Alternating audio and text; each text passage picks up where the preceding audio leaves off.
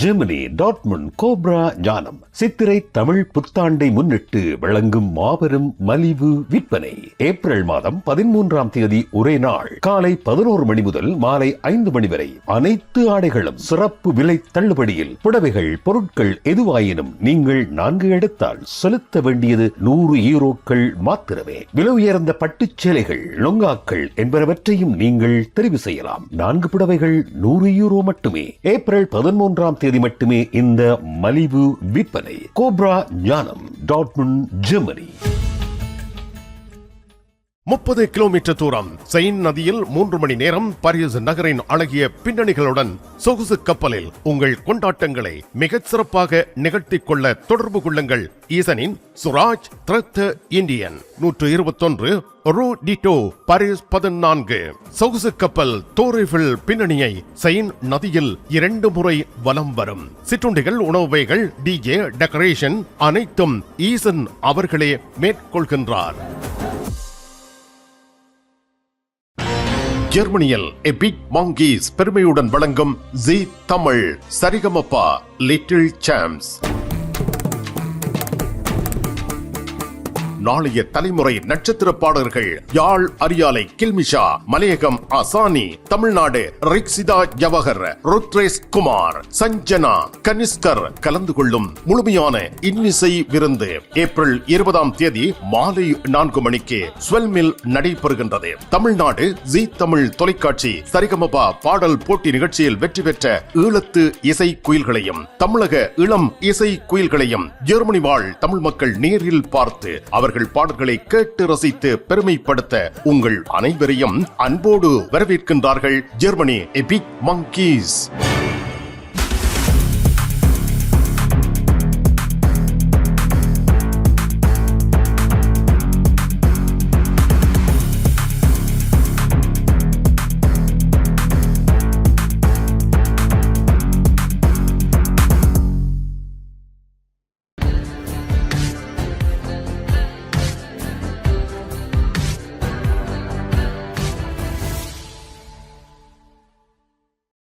தமிழ் உறவுகளே வணக்கம்.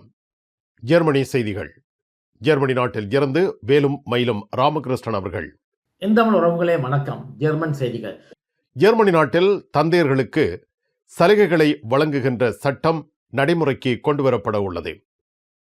ஜெர்மனியின் குடும்பநல அமைச்சர் லீசா பாவுஸ் அவர்கள் புதிதாக தந்தையார் என்ற அந்தஸ்தை பெற்றவர்கள் 10 நாட்கள் சம்பளத்துடன் கூடிய விடுமுறைகளை பெறுவதற்குரிய வகையில் புதிய சட்டம் ஒன்றை இயற்ற உள்ளதாக தெரிவித்திருக்கின்றார். அதாவது ஐரோப்பிய ஒன்றியமானது ஏற்கனவே 2019ஆம் ஆண்டு இவ்வாறு புதிதாக தந்தையர் என்ற அந்தஸ்தை பெற்றவர்கள் தமது பிள்ளைகளை பராமரிப்பதற்காக 10 நாட்கள் சம்பளத்துடன் கூடிய விடுமுறையை எடுக்கக்கூடிய வகையில் சட்டம் ஒன்றை இயற்றியிருந்தது. இதே வேளையில் ஜெர்மன் அரசாங்கமும் இவ்வாறு இந்த புதிய சட்டத்தை 2022 இயற்ற வேண்டும் என்ற ஒரு கடப்பாடு இருந்தது. இது எவ்வாறாக இருந்தாலும் இதுவரை காலமும் இந்த சட்டமானது ஜெர்மனி இயற்றப்படவில்லை என்றாலும் 2024ஆம் ஆண்டுக்கிடையில் இவ்வாறு இந்த புதிய சட்டமானது ஜெர்மனியில் இயற்றப்படும் என்றும் கூறியிருக்கின்றார். அவ்வாறு இந்த புதிய சட்டமானது நடைமுறைக்கு வரும்பொழுது புதிதாக தந்தையர் என்ற அந்தஸ்தை பெற்ற தந்தையர்கள் தங்களது குழந்தைகளை பராமரிப்பதற்காக 10 நாட்கள் சம்பளத்துடன் கூடிய விடுமுறையை பெற்றுக்கொள்ள முடியும் என்றும் தெரிவிக்கப்பட்டுள்ளது. இந்த புதிய சட்டமானது லை ஆபேட் என்று சொல்லப்படுகின்ற தொழிலாளிகள் மற்றும் டைல்செட் பிஷப்டிக் என்று சொல்லப்படுகின்ற பகுதி நேரம் வேலை செய்கின்ற தந்தையர்களுக்கும் பொருந்தும் என்றும் இந்த விளக்கத்தை கொடுத்த ஜெர்மனியின் குடும்பநல அமைச்சர் தெரிவித்திருக்கின்றார். ஜெர்மனி நாட்டின் அதிபர் டிக்டாக்கில் அங்கம் வகிப்பது தொடர்பான கருத்துக்கள் வெளியாகியுள்ளன. ஜெர்மனியின் அதிபர் ஓலாஃப் ஷோல்ஸ் அவர்கள் அண்மையில் டிக்டாக் என்று சொல்லப்படுகின்ற சமூக வலைத்தளத்தில் அங்கத்தவராக மாறியிருந்தார்.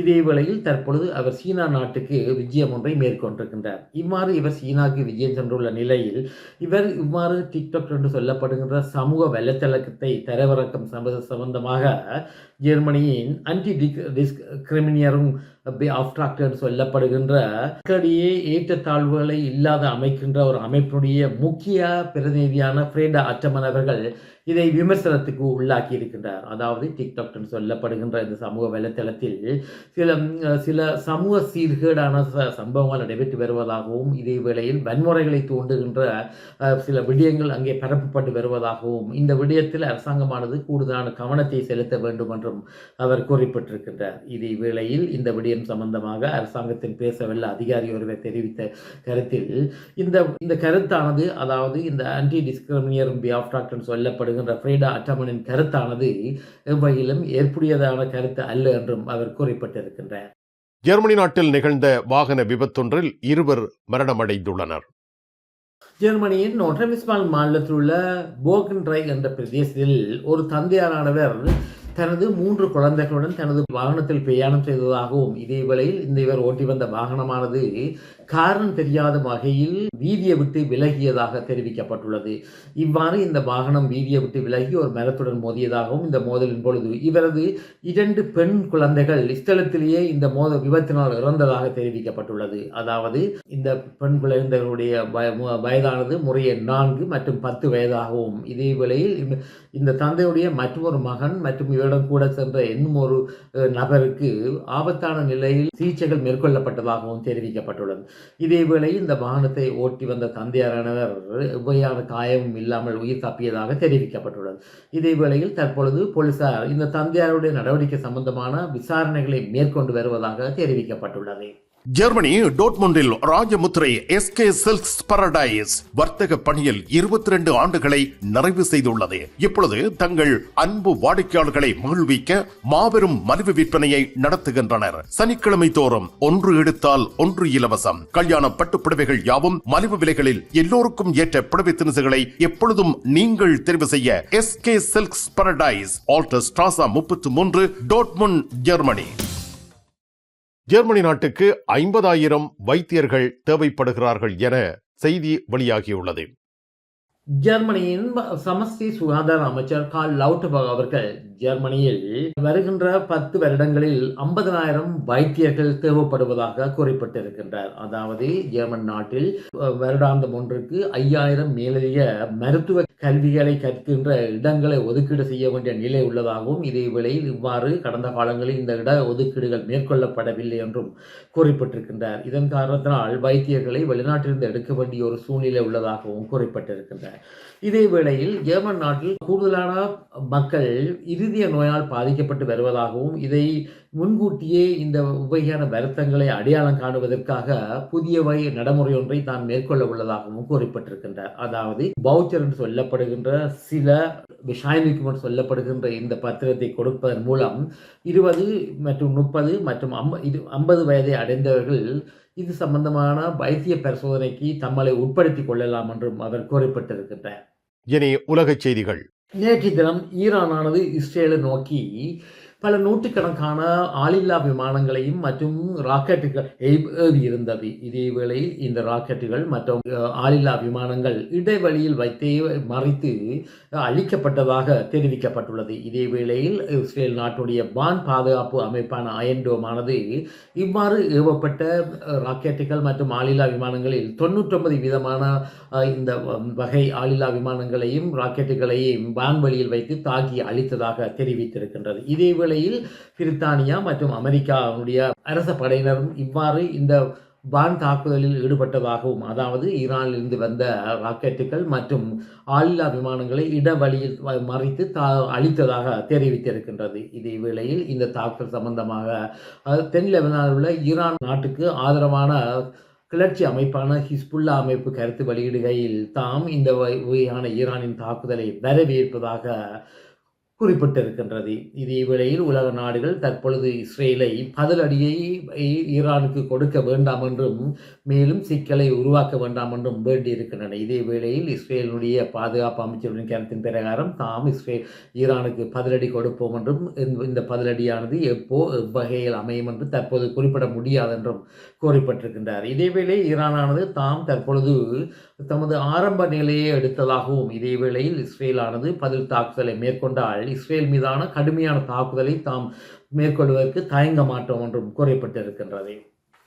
இலங்கையில் ஜனாதிபதி தேர்தல் நடைபெறலாம் என்று ஆருடம் கூறப்பட்டு வருகின்ற வேளையில் தமிழர் தரப்பில் பொது ஜனாதிபதி வேட்பாளர் ஒன்றை நியமிக்க வேண்டும் என்ற கருத்து முன்வைக்கப்பட்டிருக்கின்றது. இதே வேளையில் வடக்கு மாகாண சபையின் முன்னாள் உறுப்பினர் சபா கோதாஸ் அவர்கள் தற்பொழுது இலங்கை தமிழ் அரசியல்வாதிகள் சிலரை குற்றம் சாட்டியிருக்கின்றார். அதாவது அண்மையில் இலங்கையின் தமிழ் பாராளுமன்ற உறுப்பினர் சுமந்திரனுடைய கருத்தில் இவ்வாறு தமிழ் பொது வேட்பாளர்களை நியமிப்பதில் ராஜபக்சவினுடைய குடும்பத்தினர் பின்னில் நிற்பதாக அவர் குறிப்பிட்டிருந்தார்.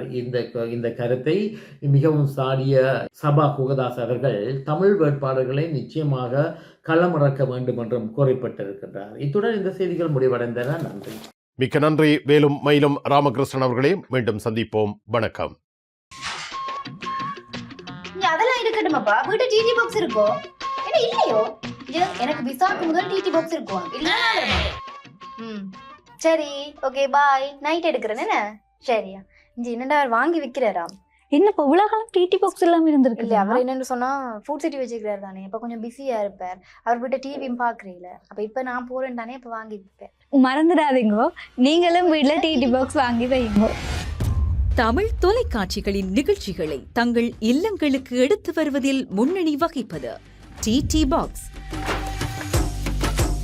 நீங்கள் விரும்பும் தொலைக்காட்சி நிகழ்ச்சிகளை இலகுவாக பார்த்து மகிழ டிடி பாக்ஸ். விவரங்களுக்கு 0049 1630 00 78 00. ஜெர்மனி டாட்மண்ட் கோப்ரா ஞானம் சித்திரை தமிழ் புத்தாண்டை முன்னிட்டு வழங்கும் மாபெரும் மலிவு விற்பனை.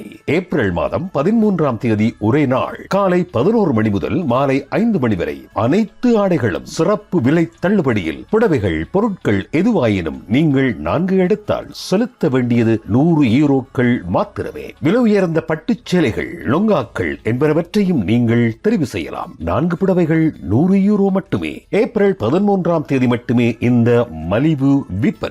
கோப்ரா ஞானம், டாட்மண்ட், ஜெர்மனி.